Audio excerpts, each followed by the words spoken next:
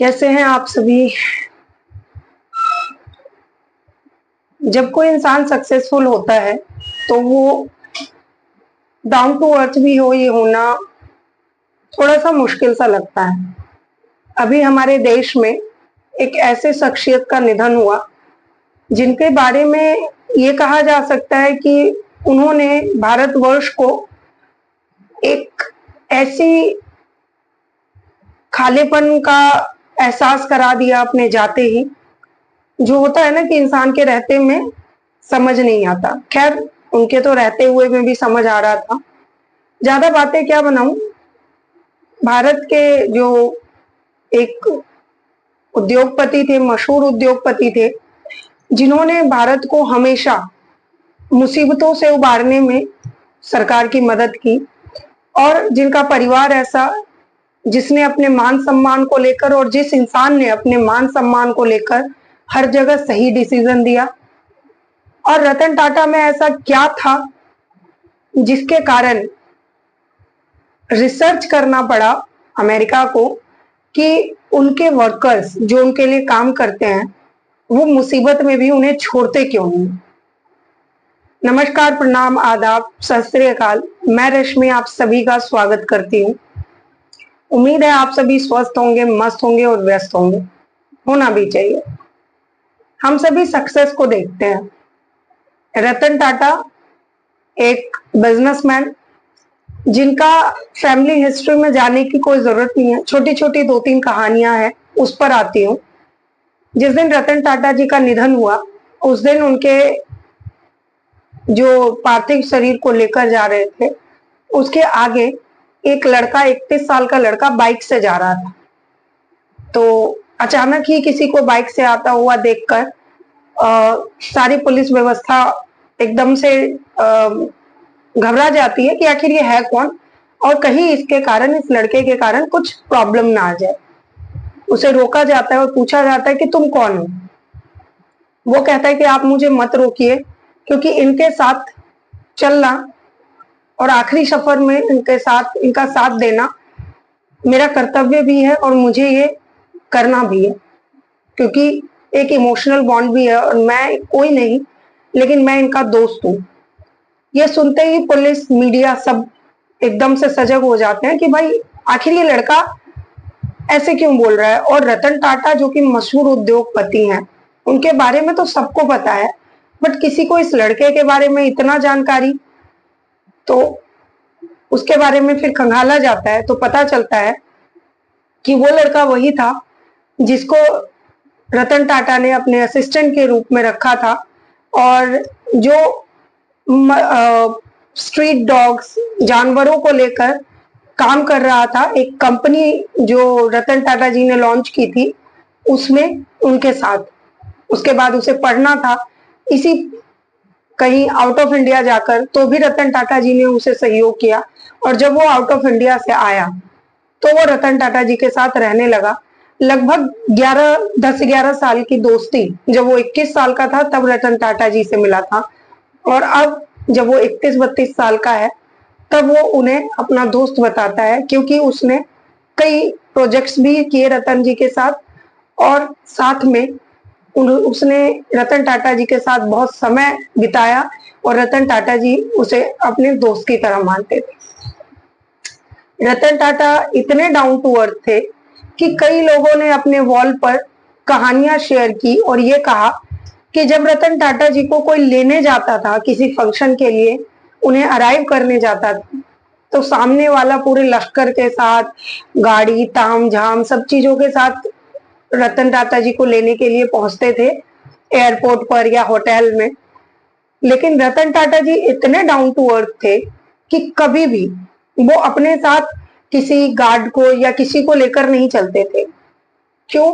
क्योंकि उनका कहना था कि मुझे ये सब तामझाम नहीं पसंद है।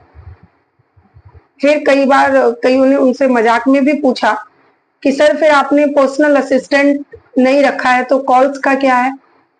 रतन टाटा जी ने जवाब दिया कि मेरे पास इतने कॉल्स ही नहीं आते, और जो आते हैं सब मेरे अपने हैं। ऐसा व्यक्तित्व था उनका। सोचिए कि किसी के पास थोड़े भी पैसे आ जाए, वो कहते हैं ना कि जिसके जेब में चवन्नी खनकती है वो इंसान भी अपने आप को अपनी मूंछों पर ताव देता है और दिखावा करता है, लेकिन रतन टाटा जी जो अरबों खरबों के मालिक रहे, लेकिन उन्होंने कभी भी इस चीज को जाहिर नहीं होने दिया। स्वाभिमानी इतने कि एक बार जब उन्होंने इंडिका कार लॉन्च की तो उनकी कंपनी घाटे में जाने लगी। रतन टाटा जी ने सोचा कि इसको अब सेल कर दिया जाए। तब उन्होंने एक कंपनी से, आउट ऑफ इंडिया की कंपनी फॉर्च्यूनर से बात की कि मुझे इसे सेल करना है। तो उसके ऑनर ने उन्हें कहा कि जब तुम्हें उसका आइडिया ही नहीं था गाड़ियों का तो तुम इस फील्ड में क्यों आए। रतन टाटा जी को ये बात खराब लगी और उन्होंने उस आइडिया को उन्हें बेचने से मना कर दिया। उसके बाद रतन टाटा अपने काम में लग गए। ठीक 10 साल बाद रतन टाटा ने जैगवार जैसी भी बड़ी कंपनियों को सहारा दिया और जिस मालिक ने ये बोला था, कंपनी के मालिक ने, कि अगर आपके बस का नहीं था ये आइडिया तो आपने इसमें हाथ ही क्यों आजमाया, वो बाद में ये कहने को मजबूर हो गया कि आपने मुझे डूबते को सहारा दिया है और आपने मेरी कंपनी, मेरी इज्जत बचा ली। ऐसा व्यक्तित्व था उनका।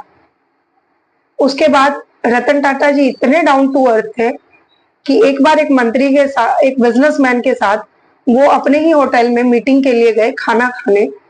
तो मीटिंग के दौरान उन्होंने खाना वाना कुछ खाया, ऑर्डर दिया। ऑर्डर देने के बाद जब सब कुछ हो गया, सारी मीटिंग हो गई, सारा कुछ हो गया, उसके बाद रतन टाटा जी ने क्या किया कि उस होटल में बिल पे किया।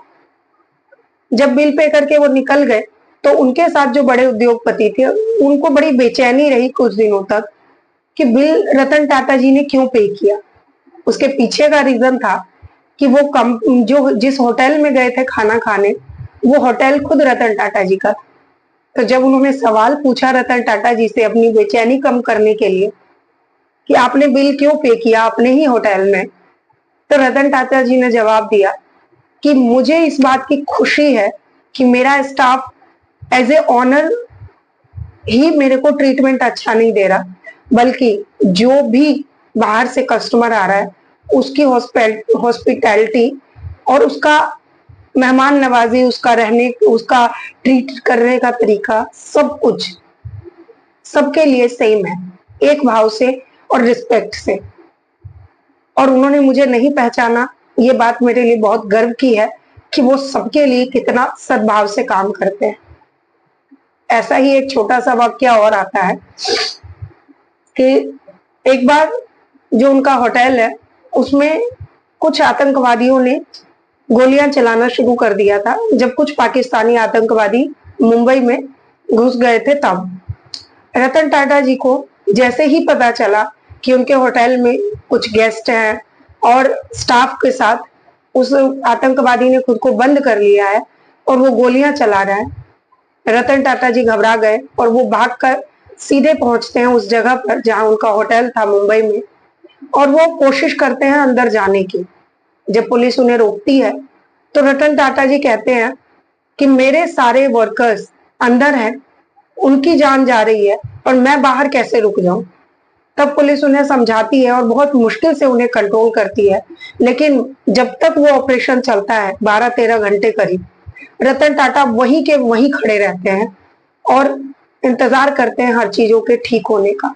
रतन टाटा जी ने आसपास की जो रेहड़ियां लगी थी उसका भी जो नुकसान हुआ, जब सब कुछ रेस्क्यू कर लिया गया तो सरकार ने सबको मुआवजा देने में 20 साल 10 साल लगा देती है, लेकिन वो रतन टाटा ही थे जिन्होंने सब लोगों को 20 दिन के अंदर रिकवरी कर दी और सबके जान माल, सबका देखभाल, सबकी जिम्मेदारी अपने सर पर ले ली। जब इस बात का पता चला अमेरिका को कि वहां के वर्कर्स छोड़कर नहीं भागे किसी को, तो उसने सर्च किया कि आखिर रतन टाटा के लिए लोग इतने दीवाने क्यों हैं। तब उसे पता चला कि ये कंपनी नाम से ही सबको लगता है जैसे उसकी अपनी कंपनी है, ना कि ऑनर की, क्योंकि रतन टाटा वो चीज करके दिखाते थे, वो अपनापन देते थे जो कोई और नहीं दे सकता था। ऐसे थे व्यक्तित्व। उनकी पर्सनल लाइफ की बात करूं तो सुनने में आया कि उन्हें 4 बार मोहब्बत हुई, चारों बार उनका लगाव बहुत बहुत स्ट्रांग रहा। लेकिन कहते हैं ना, कुछ लोगों के भाग्य में कुछ कमियां रह ही जाती है। चाहे आप कितने भी अमीर हो जाओ, लेकिन एक हाथ तो सबका खाली ही रह जाता है। बहुत कम लोग होते हैं जिनके दोनों हाथ में सब कुछ हो। जहां वो इतने व्यक्तित्व के धनी थे, पूरा देश उन्हें इतना प्यार करता था, विदेश में बहुत लोग प्यार करते थे, लेकिन जब पर्सनल लाइफ की बात आई तो रतन टाटा के हाथ खाली थे।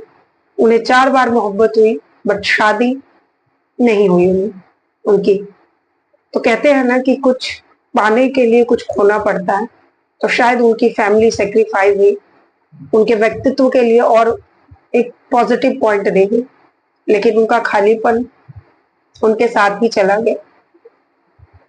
ऐसे महान हस्ती थे। जब जब देश गिरने लगा, जब जब इकोनॉमी में कुछ संभालने की बारी आई, कोविड में वो पहले इंसान थे जिन्होंने करोड़ों का दान कर दिया और एक बार सोचा तक नहीं। कई गांव उनके ही कारण चल रहे हैं, जिसको कहते हैं गोद लेना। कई कई गांवों का पालन पोषण वो कर रहे हैं। जब रतन टाटा गए तो पॉलिटिशियन क्या, फिल्मी सितारे क्या, नॉर्मल इंसान क्या, हर इंसान एक झलक बस उन्हें देखना चाहता था। हर इंसान के डीपी पर, हर इंसान के फेसबुक में रतन टाटा के लिए अलविदा था, नम आंखों से। ऐसा व्यक्तित्व होना मुश्किल है, बहुत मुश्किल है। ऐसे व्यक्तित्व को हमारा नमन। जानती हूँ बहुत देरी से हुआ है, लेकिन थोड़ा थी बाहर, कुछ सफर में थी, कुछ काम में थी। अगली कहानी बहुत जल्द आप लोगों के साथ। तब तक के लिए स्वस्थ रहे, मस्त रहे, अपना और अपनों का ध्यान रखें। नमस्कार।